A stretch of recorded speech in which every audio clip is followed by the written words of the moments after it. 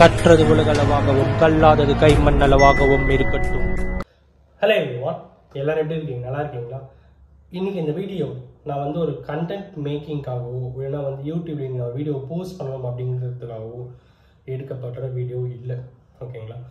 இந்த வீடியோவில் எக்ஸ்க்ளூசிவாக சில விஷயங்கள் பேரண்ட்ஸ்க்காக பேசணும் அப்படின்ட்டு யோசிக்கிறேன். அவங்க வளர்க்குற பசங்களுக்காக சில விஷயங்கள் பேசணும் அப்படின்ட்டு யோசிக்கிறேன். எனக்கு இன்னமும் ஞாபகம் இருக்குங்க, சூர்யா சார் நடிச்ச பசங்க 2 அந்த படம் பார்த்துட்டு ஒரு பசங்களை எப்படி வளர்க்கணும் அப்படின்ட்டு நான் வந்து தெரிஞ்சிருக்கேன். ஸோ இப்போது நான் வந்து ஒரு பேரண்ட்டாக ஒரு வீடியோ நான் வந்து மேக் பண்ணணும் அப்படின்னு நான் வந்து யோசிக்கிறேன். எதுக்காக நான் இவ்வளோ எமோஷ்னலாக பேசுகிறேன் அப்படின்னா, ஒரு 10 வயசு பையன் யூஸ்வலி சூசைட் அப்படின்ட்டு வரும்போது யார் யார் பண்ணுவாங்க அப்படின்னு பார்த்தீங்கன்னா, சூசைட் பண்ணுறதே முதல்ல தவறான ஒரு விஷயம் தான். எல்லாத்துக்குமே வந்து தற்கொலை என்பது தீர்வாகாது அப்படின்ட்டு நிறைய விஷயங்களை பார்த்துருவோம். தன்னம்பிக்கையோடு என்றைக்கும் எப்படிப்பட்ட விஷயத்துக்கும் போராடணும் அப்படின்ட்டு தான் நம்ம வந்து சொல்லி கொடுத்துருக்காங்க. ஆனால் அது என்னவோ தெரியல, ஒரு சர்டன் ஏஜ் ஆஃப் பீப்புளுக்கு அடுத்து தான் அந்த இன்ஸ்பைரேஷன் மோட்டிவேஷன் அதெல்லாம் போயிட்டு இருக்கு. சின்ன பசங்கள் அந்த இல்லையோ அப்படிங்கிற ஒரு ஃபீல் எனக்கு வந்து ஏற்பட்டுச்சு. இன்னைக்கு நடந்த சம்பவம், என்னுடைய தெருவில் நடந்த ஒரு சம்பவம் தான் அந்த வீடியோவில் வந்து நான் மேக் பண்ணணும் அப்படின்னு மேக் பண்ணுறதுக்கான ஒரு பெரிய ரீசன் அப்படின்னு சொல்லலாம். ஒரு 10 வயசு பையன் சூசைட் பண்ணிட்டு இறந்து போகிறான். ரொம்ப ரொம்ப ட்ராஜடியாக இருக்குல்ல? எஸ், என் தெருவில் நான் பார்க்கும்போது ஓடி ஓடி விளையாடிட்டு இருந்த ஒரு 10 வயசு பையன் இன்னைக்கு காலையில் இறந்து போகிறான். அவன் இறந்ததுக்கான காரணம் இருக்குது பார்த்தீங்களா? அது என்ன ரொம்ப ரொம்ப அப்செட் பண்ண ஒரு விஷயம். ஐ டோன்ட் நோ, நான் இது வந்து என் லைஃப்பில் நான் மறக்கவே மாட்டேன் அப்படின்னு நினைக்கிறேன். ஏன் அப்படின்னா, நான் 10 வயசில் இருக்கும்போது எனக்கு தெரிஞ்ச ஒரு அண்ணா ஒருத்தர் வந்து ஆசிட் குடிச்சு இறந்து போனார். ஸோ எப்பயுமே தற்கொலை என்பது தீர்வல்ல. எப்படிப்பட்ட பிரச்சனைக்கும் எப்படிப்பட்ட விஷயமா இருந்தாலும் மோட்டிவேஷனாக இன்ஸ்பிரேஷனாக இருக்கணும் அப்படிங்கிற ஒரு விஷயம் இருக்குது. அண்ட் யார் நம்ம கூட இருக்காங்க எல்லாத்தையும் தாண்டி நமக்காக எப்பயுமே இருந்து தான் ஆகணும் அப்படிங்கிறதும் நான் சொல்லணும்னு நினைக்கிறேன். சட்டப்படி அது குற்றமான ஒரு விஷயம் அப்படிங்கிறதையும் இந்த வீடியோ மூலிமா நான் ரெஜிஸ்டர் பண்ணுறேன். பட் என்ன பண்ணுறது, நம்ம சுச்சுவேஷன் அப்படி இருக்குன்றதால அதை பற்றி நான் பேச வேண்டிய கட்டாயம் எனக்கு வந்து ஏற்படுது. ஒரு 10 வயசு பையன் காலையில் ஸ்கூல் ஒரு 8 மணிக்கு ஸ்கூல் போக வேண்டிய ஒரு பையன் காலையில் ஒரு 6 மணி, ஐ டோன்ட் நோ இன்னைக்கா நேற்று நைட் நடந்த விஷயமா தெரியல, பசங்களோட கிரிக்கெட் விளையாட போயிருக்கான். ஸோ பசங்களோட அவன் ஏஜ் கேட்டகரியில் அவனும் 10 வயசு, ஸோ 10 வயசு 12 வயசு ஏஜ் கேட்டகரியில் பசங்களோட என்ன பண்ணியிருக்கான், இது பண்ண போயிருக்கான் 10 வயசு பசங்க. ஸோ எல்லாமே கேங்காக போயிட்டு காலையிலையா நேற்று நடந்த விஷயமான்னு தெரியல, கிரிக்கெட் விளையாட போயிருக்காங்க. ஸோ கிரிக்கெட் விளையாட போனோடனே அங்கே வந்து இந்த பையன் 10 வயசு பையன் வந்து விளையாடிட்டு இருந்திருக்கான்.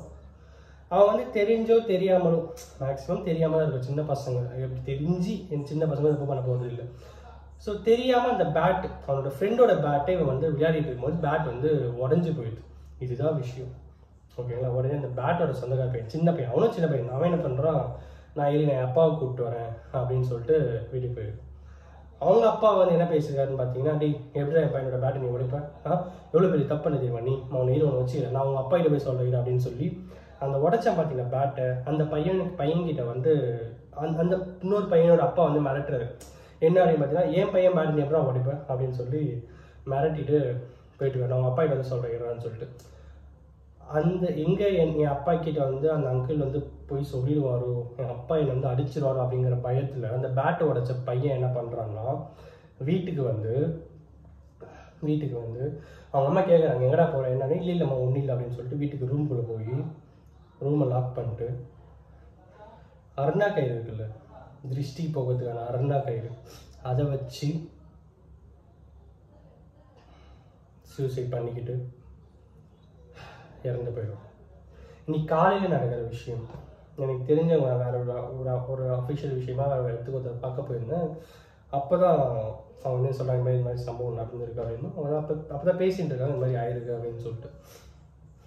இது எங்கே நிறுத்திருக்கலாம் அப்படின்னு பார்த்தீங்கன்னா, அந்த பசங்களுக்குள்ள சண்டை. அஃப்கோர்ஸ் எந்த பையனாக இருந்தாலும் அப்பா கிட்ட சொல்கிறோம் அம்மா கிட்ட சொல்கிறோம் அப்படின்னா அவங்க அப்பா கிட்ட சொல்லுவாங்க. அவங்க அப்பா என்ன சொல்லியிருக்குன்னா, சின்ன பசங்கடா பேட் வந்து சரி ஓகே பரவாயில்ல விட்டா வேறு பேட் வாங்கிக்கலாம், இல்லைனா கொஞ்ச நாள் இருந்தால் அப்புறம் பார்த்துக்கலாம் அப்படின்ற மாதிரி சொல்லியிருக்கலாம். இல்லை அந்த பையன்கிட்ட வந்து ஏன் பார்த்தாங்க ஏன்ப்பா உடைச்ச, சரி விடுப்பா இதுமாரி பத்திரமா விளையாடு அப்படின்னு சொல்லி வச்சுருந்தா அது கரெக்டான விஷயமா இருந்திருக்கும்னு நான் நினைக்கிறேன். பர்சனலாக நான் வந்து நினைக்கிறேன். அதெல்லாம் விட்டுட்டு நான் உங்கள் அப்பா கிட்ட, நான் வந்து உங்கள் அப்பா கிட்ட சொல்கிறேன், சின்ன பையன் 10 வயசு பையன்கிட்ட போய் வீரத்தை காமிச்சு என்ன பிரயோஜனம்? இன்னைக்கு அந்த பையன் இல்லை, இன்னைக்கு அந்த பையன் நம்ம கூட இல்லை. But it's absolutely madness. அந்த எல்லாத்துக்கும் மேலே அவங்க வீட்டில் அந்த 10 வயசு பையன் இறந்தா பார்த்தீங்கன்னா, அவங்க வீட்டில் அவங்க அப்பா அம்மா எந்த அளவுக்கு இவனை ஸ்ட்ரிக்டாக வளர்த்துருப்பாங்களோ அப்படிங்கிற ஒரு கேள்வியும் இந்த சம்பவத்துக்கு பின்னாடி எழுது. ஒரு பக்கம் உடஞ்சி போன பேட்டோட அப்பா வந்து சுமூகமாக போயிருந்தா எந்த பிரச்சனையுமே இல்லை. அதெல்லாம் விட்டுட்டு எல்லா நேரமும் ஒரே நேரம் மாதிரி இருக்காது அப்படின்னு சொல்லி எங்கள் அம்மா அடிக்கடி எனக்கு வந்து சொல்லிகிட்டே இருப்பாங்க. எப்பயுமே ஒரே நேரம் மாதிரியே இருக்காது, வேறு மாதிரி மாறணும் அப்படின்னு சொல்லுவாங்க. பட் இதெல்லாம் பார்க்கும்போது லைஃப்பில் எக்ஸ்பீரியன்ஸ் பண்ணும்போது ரொம்ப ரொம்ப கஷ்டமாக இருக்குது. இன்றைக்கி ஒரு பேரண்ட்டாக நான் இங்கே பேச வேண்டிய விஷயம் என்ன அப்படின்னு பார்த்தீங்கன்னா, நம்மளும் பசங்களை வந்து வளர்த்துட்டு தான் இருக்கோம். நம்மளை கூட ரொம்ப ரொம்ப ஃபாஸ்ட்டாக அவங்க எல்லா விஷயத்தையும் லேர்ன் பண்ணிட்டு வந்துட்டு இருக்காங்க. As a kit, as a children அவங்க வந்து ரொம்ப ரொம்ப ஃபாஸ்ட்டாக இருக்காங்க. ஆஸ் எ சைல்டு அவங்க ரொம்ப பயங்கர ஃபாஸ்ட்டாக இருக்காங்க. நம்மளை விட ரொம்ப ஷார்ப்பாக இருக்காங்க. ஸோ அதெல்லாம் வந்து அக்செப்ட் பண்ணியே ஆகணும். அந்த நேரத்தில் நம்ம என்ன சொன்னாலும் அவங்களோட கிராஸ்பிங் பவர் அப்படிங்கிறது ரொம்ப ரொம்ப அதிகமாக இருக்கிற இந்த சுச்சுவேஷன்ஸில் நம்ம என்ன பேசினாலும் நம்ம என்ன செஞ்சாலும் பார்த்து நிதானமாக செய்யுங்க அப்படிங்கிற ஒரு விஷயத்தை தான் இந்த வீடியோ மூலிமா நான் வந்து பேசணும் அப்படின்ட்டு நினச்சேன். ஒரு பேரண்ட்டாக என் பையனுக்கு நான் சொல்லித்தர விஷயம் என்னவா இருக்கும் அப்படின்னு பார்த்தீங்கன்னா, தன்னம்பிக்கை.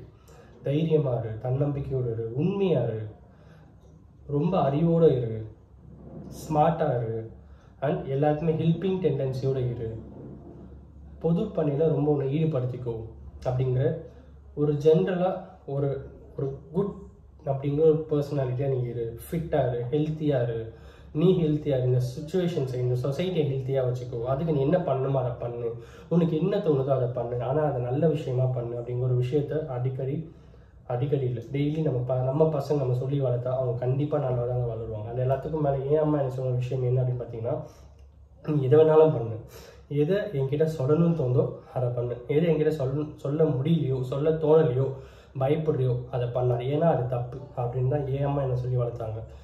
அதையே சொல்லி நான் என் பையனை வளர்க்கணும் அப்படின்னு நினைக்கிறேன். அஃப்கோர்ஸ் எல்லாருக்குமே அவங்களோட அப்பா அம்மா வந்து நல்ல விஷயங்கள் சொல்லியிருப்பாங்க. அந்த நல்ல விஷயங்கள் அவங்க சொல்லி வளர்த்தாலே நல்லா இருக்கும். அதெல்லாம் தாண்டி ஓவர் ஸ்மார்ட்னஸ், அது ரொம்ப ஸ்ட்ரிக்டாக இருக்கேன், என் பையன் இப்படி பண்ணுறான் அப்படி பண்ணுறான், இப்போவே ஸ்ட்ரிக்டாக இருந்தாதான், இப்போவே அவனை அடிக்க வச்சாதான்னு சொல்லிட்டு ரொம்ப ரொம்ப ஸ்ட்ரிக்டாக இருந்தீங்கன்னா சுச்சுவேஷன்ஸ் எப்படி வேணாலும் மாறும். நம்ம தான் நம்ம பசங்களை பார்த்துக்கணும் அப்படிங்கிற விஷயத்தை இந்த வீடியோ மூலிமா நான் சொல்லணும் அப்படின்னு. இந்த வீடியோ யாரெல்லாம் ஒருத்தருக்கு நாலேஜ் ஷேரிங் இருக்குன்னு சொல்லி நான் நம்புகிறேன். And rest in peace child. Thank you so much.